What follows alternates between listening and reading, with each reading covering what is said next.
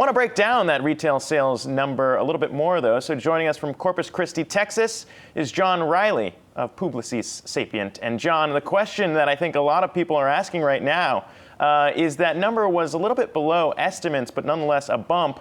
And also April was revised higher. So what do you make of the numbers that we saw from the latest retail report?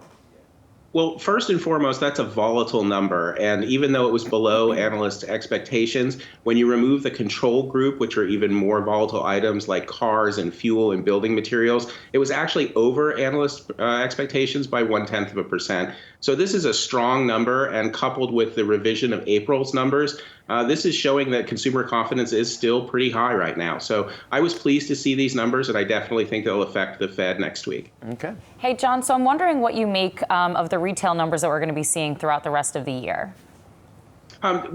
These numbers would seem to indicate that retail sales are strong. Of course, the looming danger is the tariff war. We seem to have escaped the one with Mexico, but the one with China is still out there. That will absolutely affect retail sales if we have to have retailers raise prices across the board to absorb Chinese tariffs.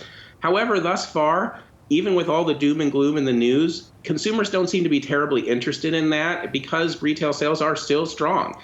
We saw growth in 11 out of 13 categories, and the two categories that didn't grow, which were food and beverage and miscellaneous, which is hobby materials and things like that, those numbers weren't awful either. So overall, I think we're going to see strong reports and strong numbers through the rest of the year from retailers, unless we can't get the tariff thing straightened out.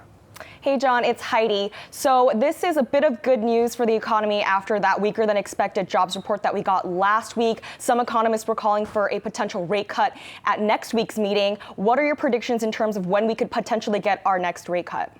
Or our first rate cut? Well, after these numbers, I'm sorry to interrupt you. After these numbers, I would say we absolutely will not see a rate cut next week. Chairman Powell had hinted that the Fed would respond to whatever the economy was doing, which of course is what they're supposed to do. But these numbers show that perhaps the economy is not slowing as predicted, not slowing as much as predicted. We're still see growth around 2.7% over the course of the year. It remains to be seen whether or not the Fed will cut interest rates if the economy is still growing. My money is that we will not see a rate cut this year. Based on my predictions that retail will continue to be strong. Consumer confidence seems to be up, and e-commerce is growing and continuing to grow, as we saw in these retail numbers. So if people are buying and the economy is strong, and even if the jobs numbers dipped a little bit, they're still at the highest point in a generation or even half a century, depending on how you interpret those numbers, we're probably not going to see a rate cut anytime soon. So, John, every time we have you on, we always love to talk about Amazon. So, of course, I have to ask you what you make of the news about FedEx essentially breaking up with the company. Well, that was an interesting move and made a lot of headlines late in the day last Friday after everybody had gone home for the day. But it actually is really a little bit of a nothing burger in terms of actual numbers. FedEx was only moving about probably 1% of their business was Amazon. So them breaking away from the giant was really more of a optics move for them and a philosophy move for them. I think this is a good move for FedEx to do that because it makes them more independent. And it's a good move for everybody else because it opens up capacity for other companies to be able to ship. So when you look at the win-win-win scenario here, this is a win for FedEx because it protects their brand, allows them to continue to transform to be an independent thing as opposed to being a white labeled service from Amazon.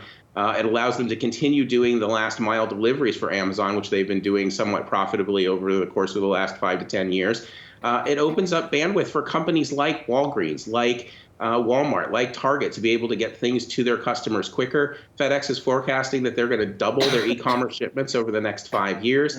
And at the end, it benefits Amazon because Amazon has not been shy at all of their aspirations logistically. They are literally building an international airport in the woods of northern Kentucky, which is right in the backyard of UPS and FedEx.